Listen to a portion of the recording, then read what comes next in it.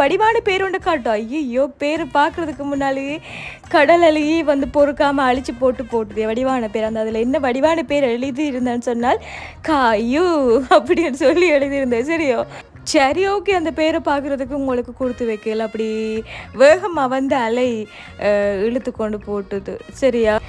கடலாக நீயும் மாறினால் அதில் மூழ்கி மூழ்கி அலையாவேன் அப்படின்ற மாரி இருந்தாலையோ சரி அடிச்சு கொண்டு போயிடுது பேரை.